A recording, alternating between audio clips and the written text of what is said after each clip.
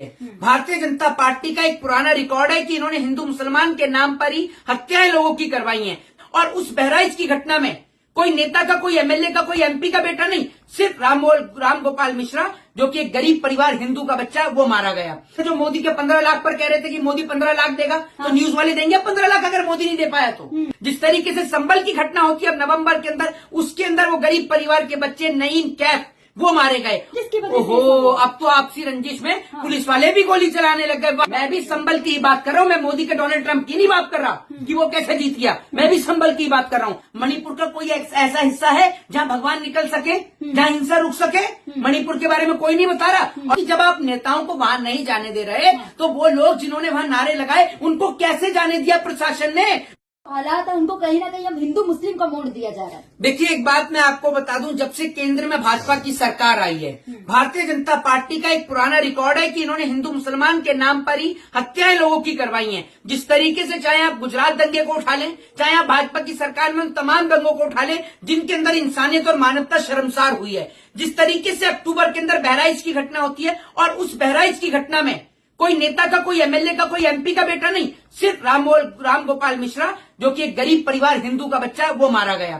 जिस तरीके से संभल की घटना होती है अब नवंबर के अंदर, उसके अंदर वो गरीब परिवार के बच्चे नईम कैफ वो मारे गए। और मैं आपको बता दूं, आपसी मुठभेड़, आपसी रंजिश की वजह से। ओहो, अब तो आपसी रंजिश में पुलिस वाले भी गोली चलाने लग गए। वाह, आपने वीडियो नहीं देखी जिनमें पुलिस वाले गोलियां चला रहे हैं? अगर गोली से कोई नहीं मरा, वो लोकल छर्रे थे, जो छर्रे गोलियों के होते हैं, जो छर्रे गोलियों के होते हैं, वो आम थे। आपको कैसे पता कि वो लोकल छर्रे थे? न्यूज में बताया जा रहा है। मैं आपसे, अरे न्यूज के अंदर मेरी बात तो सुन लीजिए। ये तो न्यूज के अंदर वो भी थे जो मोदी के 15 लाख पर कह रहे थे कि मोदी 15 लाख देगा, तो न्यूज वाले देंगे 15 लाख अगर मोदी नहीं दे पाया तो।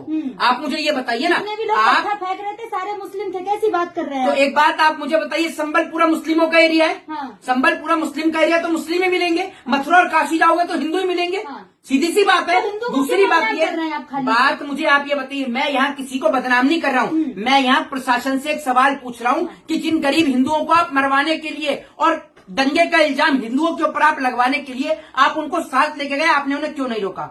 जब कहीं पर 144 होती है, क्या जानती है आप 144 क्या होता है? आप बता दें। मैं आपसे पूछ रहा हूँ, आपको पता है? आप बहुत हिमाकत कर रही है ना, बहुत साथ दे रही है प्रशासन का, तो ये पूछिए प्रशासन से अपने कि 144 क्या होता है? What is the meaning of 144? क्या है धारा 144 की सर्वे कोर्ट के तहत हुई थी, कोर्ट के फैसले से हुई अरे थी। भैया, सवाल नहीं खड़ा कर कोर्ट के सर्वे के तहत हुई थी, वीडियोग्राफी कोर्ट के फैसले से हुई थी, सवाल नहीं खड़ा कर सकते आप। इसे कहते हैं अनपढ़ और जाहिलपना, जो बिल्कुल इनके अंदर कूट कूट के भरा हुआ है। मैं इनसे पूछ रहा हूँ कि 144 क्या होती है? ये कह रही है कि कोर्ट का ऐलान था। मैंने कोर्ट के ऐलान पे बात करी है या मैंने 144 पे?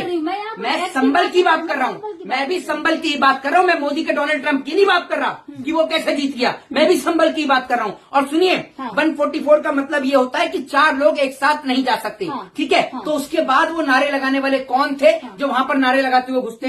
क्यों नहीं रोका उन्हें प्रशासन ने? और एक बात आप मुझे बताइए, जब पहली बार वहां पर सर्वे हो जाता है और किसी प्रकार की कोई भी आगजनी नहीं होती, किसी को कोई भी किसी तरीके की चोट नहीं आती, किसी तरीके का कोई हंगामा नहीं होता, तो दूसरी बार में वहां पर हंगामा क्यों होता है? सरकार वहां पर लॉ एंड ऑर्डर क्यों नहीं फॉलो करवा पाती? 144 का पालन क्यों नहीं करवा पाती?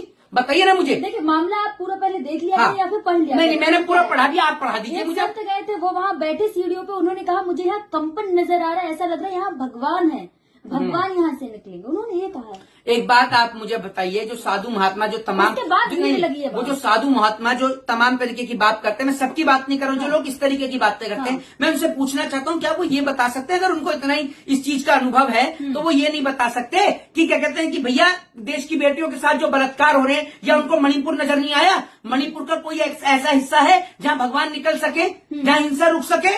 मणिपुर के बारे में कोई नहीं बता रहा। और एक बात आप मुझे बताइए, मैंने आपसे जो पूछा उस सवाल का मुझे जवाब नहीं मिला अभी तक। मैं आपसे पूछ रहा हूँ कि धारा 144 के रहते हुए वो लोग कौन थे जिन्होंने वहां नारे लगाए?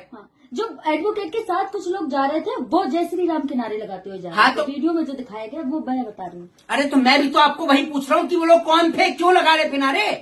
जब तक कोर्ट से कोई स्टेटमेंट नहीं आ जाता सामने, कोई आपत्ति नहीं है ना। नारे लगाने में क्या जा रहा है? आप लगाए जय श्री राम के नारे, आपको कोई मना नहीं करेगा। अरे मेरी बात तो सुन लीजिए, मेरी बात तो सुन लीजिए। नारों से अगर कोई आपत्ति नहीं है, ये तो मैं पहली बार सुना। मतलब धारा 144 में सारे लोग सड़क पर निकल के नारे लगा सकते हैं, ये नया नियम है? जरा बताइए, और अपना चेहरा दिखाकर बताइए, ये कोई नया नियम निकला है क्या कोर्ट से?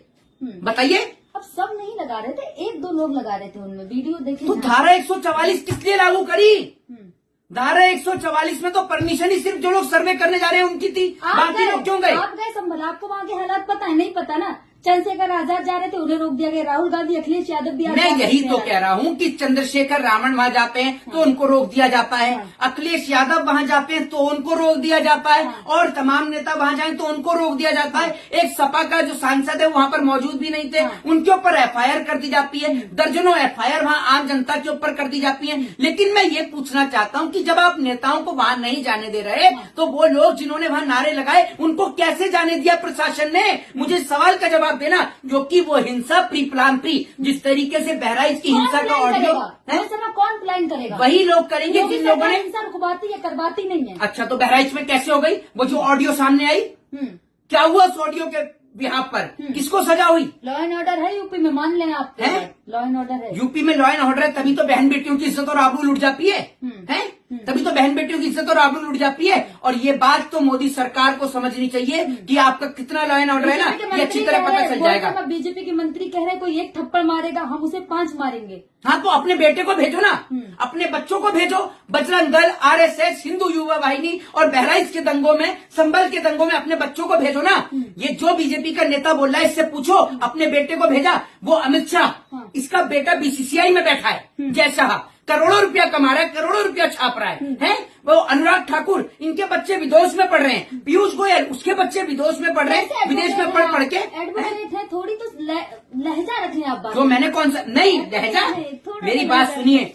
उस माँ से पूछिए, रामगोपाल मिश्रा की माँ से, जिसने अपने बच्चे को खो दिया बहराइच की हिंसा में। उस माँ से जाकर पूछिए जिसने संभल की हिंसा में नईम और कैफ को खो दिया। उन 5 बच्चों जिन्होंने माँ ने अपने बच्चों को खो दिया, उनसे पूछकर देखिए। एक बात मुझे बताइए, जिस दिन नेताओं के बच्चे सरहदों पर खड़े होने लग गए और जिस दिन नेताओं के बच्चे दंगों में जाने लग गए, उस दिन देश में दंगे भी बंद हो जाएंगे और बॉर्डर पर अटैक भी बंद हो जाएंगे। मैं लिख के दे सकता हूँ। हिंदू संगठन कह रहे जहाँ जहाँ मस्जिदें आप खोदेंगे तो वहाँ मंदिर निकलेंगे, क्योंकि बाबर के टाइम पे बहुत मंदिर तोड़ के मस्जिदें। मैं आपको बता दूं, RSS प्रमुख मोहन भागवत का एक बयान आता है सामने, जिसमें वो अपने भाषण में ये कहते हुए नजर आते हैं कि हम जो इतिहास है वो वैसा ही रहेगा, क्योंकि इतिहास को ना तो आज के मुसलमानों ने बनाया ना आज के हिंदुओं ने बनाया, और हम कोई भी अब आंदोलन धरना प्रदर्शन नहीं करेंगे कि इस मस्जिद में शिवलिंग है या नहीं है। अब हम कोई धरना प्रदर्शन नहीं करेंगे। ये RSS प्रमुख मोहन भागवत का खुद का बयान है। और जिस तरीके से देश के अंदर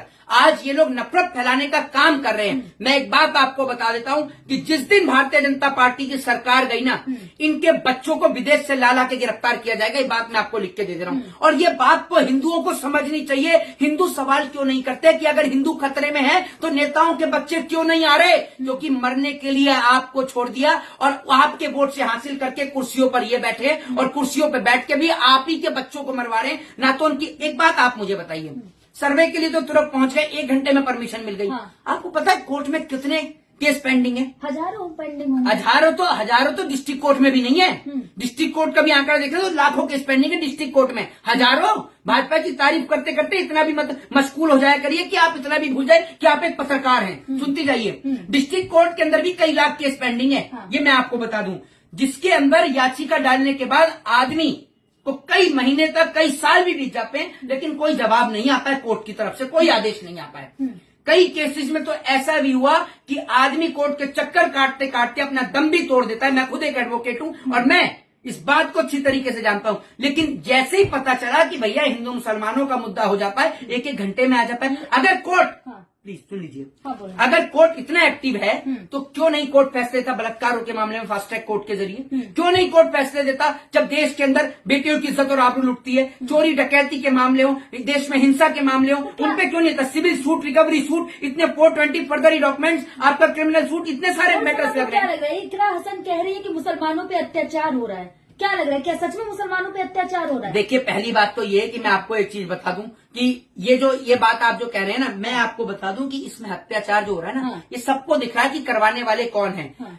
ये बात कोई भी मुसलमान अपने जहन में न ले कि इस देश का हिंदू उससे नफरत करता है। हाँ। इस देश का कोई हिंदू आपसे नफरत नहीं करता और ना ही कोई मुसलमान हिंदू से नफरत तेजस्वी करता। यादव- ये नफरत पैदा करवाई जा रही है। हाँ। वरना हमने सर्वे मथुरा का भी देखा, हमने सर्वे काशी का भी देखा, कहीं कोई दंगा नहीं हुआ, शांतिपूर्ण तरीके से लोग कॉपरेट करते यादव कह रहे हैं हैं। यूपी की पुलिस निकम्मी आवारा हो गई है। तो है, उसमें गलत क्या है? जिस यूपी के अंदर एक व्यक्ति टंकी से आत्महत्या कर लेता है, हाँ। जिस यूपी में एनकाउंटर के नाम पर लोगों को मार दिया जा पाए, हैं? आप एक बात है, जिस यूपी में पुलिस कस्टडी में लोग मर जाते हैं, हाँ। आप क्या कहेंगे उस पुलिस के लिए? वाकई में यही कहेंगे और यही शब्द है पुलिस के लिए, और कोई शब्द ही नहीं है इससे Law and बेटर। order है। 1991 का कानून क्या कहता है? उपासना एक्ट क्या कहता है? आप मुझे बताइए, बताइए क्या कहता है 1991 का उपासना एक्ट?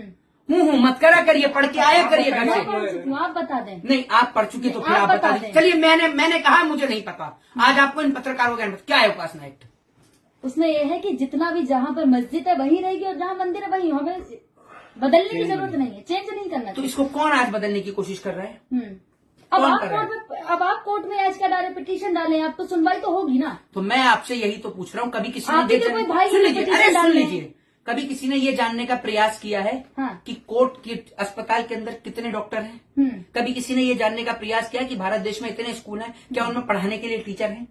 कभी किसी ने जानने की कोशिश करी है कि आज अगर हमारे देश में आप चोरी हो जाएंगे जाती है? संभल? जी, आप जाएंगे संभल? पहली बात तो ये कि वहाँ 144 लगी पड़ी है, ठीक है? बाबा बागेश्वर मेरी- जा रहे हैं। किससे? बाबा बागेश्वर ऐसा है, मेरी ऐलान बात कर सुनिए। दिया उन्होंने। अरे मेरी बात सुन लीजिए, ऐसे ऐलान सो कॉल टीआरपी के लिए बहुत लोग करते हैं। हाँ। बाबाओं की चर्चा बाबाओं से करिए तो जाएंगे बेहतर। बाबा मेरी बात बागेश्वर, सुन लीजिए। यात्रा निकालने आप, छठा बाबाओं दिन की है चर्चा यात्रा को। बाबाओं से करिए, कानून की चर्चा एक वकील से करिए, ये मैं आपको बताता हूँ। जय हिंद, जय भारत, वंदे मातरम।